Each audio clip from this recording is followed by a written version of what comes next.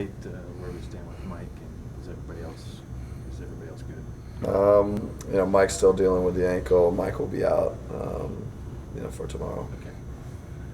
Okay. Just to look a little ahead though, when they come back, it's Kyle's kind of coming back, and just obviously this happens all the time, but he was such a big part of you being here and getting the culture and stuff going. I just kind of wonder what are your thoughts about seeing him run around in wine or gold or whatever that color is.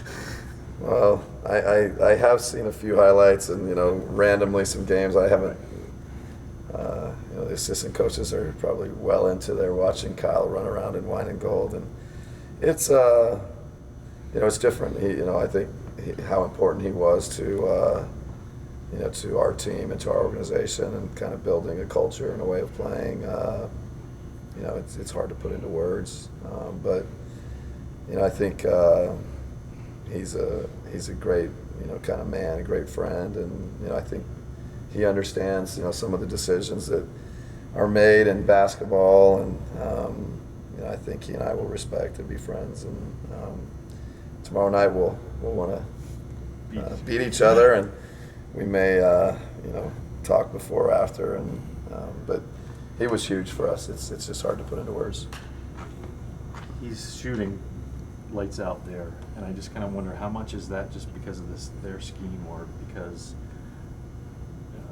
you had a Kyrie and a LeBron and those types of guys, where here he was so much the focus of the other team's defense. Yeah, I think it's a credit to the talents of both LeBron James, Kyrie Irving, to some degree Kevin Love, even though he's been hurt, I don't know the whole time that Kyle's been there, but those are two of the top players in our league, and they demand a lot of attention, and so players like Kyle and Channing Frye and all those guys, they end up getting great looks, great opportunities, and it's the challenge of playing them. It's the challenge of playing whether it's a Steph Curry or Kevin Durant or Tim Duncan back in the day, Kobe Bryant, Kyle with a team like that. With us, he got a lot of defensive attention. He got a lot of that, and I still think he had 3 or 4, whatever, 3.5 great years of shooting, and maybe not quite as much this past year, but it's a little bit of both. Coach, obviously the sidelines of both rosters are very different than they were in November when you guys got that big win. How much motivation can that cause going into tomorrow? I think a win in November, when you fast forward to now it's March, I don't think it has a whole lot of import. But I think for us, and adding Dwight and Dennis as a starting point guard and playing them, I think that there's some confidence that that we may take. But they've been together for a while. They've been through a lot, and I think their approach game to game probably doesn't change a whole lot. And defensively, how difficult is it going to be adjusting? You have to worry about the speed of a guy like Kyrie Irving, the power and just versatility of LeBron James, and of course the rebounding of guys like Tristan Thompson. How much, how is it going to be with defensive scheming and communication and being able to communicate to the guys? And we've been doing it a lot for the last, however many years. So, I think, we can continue to get better with it. And I think both teams know each other well, know each other's personnel well. And, we'll go out and play and see what happens. Does it get daunting, though, if you take a little step back and it's the Cavs here Friday and Pacers Sunday and Warriors in here on Monday? It's kind of That's a great weekend for basketball. We were talking about our practice schedule and trying to figure out, how we do it. And when you do that, you kind of look at, okay, we have a game, and that game is against, okay. And you thought about Tabo, like, how'd you like to be Tabo? Guard LeBron James tonight and Paul George on Sunday, and I guess not Kevin Durant now, but if he was looking at the schedule back a month or two ago. So, then some nights it's point guards where he's just like, okay, it's so it should be a great weekend of basketball, and I think I'm excited about it. The team's excited about it. Dennis will compete against Kyrie, Jeff Teague, Steph Curry. What can you tell us about his performance in the last 2 games, Dennis? Yeah, no, Dennis. I think the Boston game, the challenge of guarding Isaiah Thomas, all the different things they do for him, getting him off the ball, on the ball, and last night, I think there's always a little something with Dallas and with Dirk Nowitzki, and now going into Kyrie and Jeff Teague and those guys. But he loves that.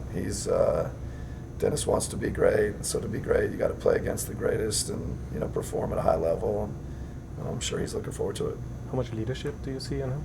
Yeah, no, his leadership is growing. I think his communication with his teammates, his picking them up when they're down, holding them accountable when we need certain things, whether it be defense or offense. His communication with Paul and following kind of Paul's leadership, he's really growing. How's the bench play been? You add some guys that Dunleavy and Ilyasova. How are they incorporating themselves into the rotation, and how's your bench unit looking overall, you think? Yeah, I mean, obviously, Ersan had a great game last night, but I think, we tried to quickly integrate him into our group, and he's been doing things really from the first game, and, adding Mike Dunleavy when we did, I feel like he's helped us in a lot of different ways, and, Malcolm's defense, I think, is so underrated, the things he does there, and now with Timmy back to the bench, I think he's going to bring a lot of pop, and Muskie and Hump and those guys, Torian's emerged, so I think, we're pretty healthy. Now Dunleavy's a little bit banged up, but we feel good about our bench. Dwight was, of course, a perfect 5 for 5 from the field yesterday. How important is efficiency when you play such a tough team like the Cleveland Cavaliers? Yeah, I think, when we think about efficiency, just taking care of the ball, if we can get more shots and if somebody can go 5 for 5 or, we're shooting high percentage, you need to take advantage of all your opportunities, whether it's Cleveland or anybody. And if we can get better about getting Dwight the ball and get it to him in scoring positions, that'll help us.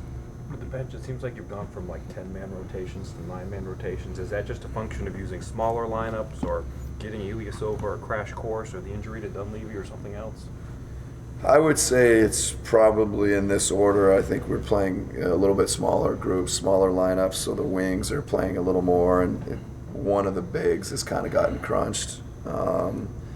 And then, second part is maybe giving Ilyasova more minutes, just getting him more integrated. The quicker we can do that, we feel like that's going to pay off for us down the road. And if you gave a third reason, that's the third reason. I can't. Dunleavy being hurt. Yeah, Dunleavy, the Boston game, he kind of locked up and shoot around with his ankle. And, but I would say that's probably, the third if we're going in an order.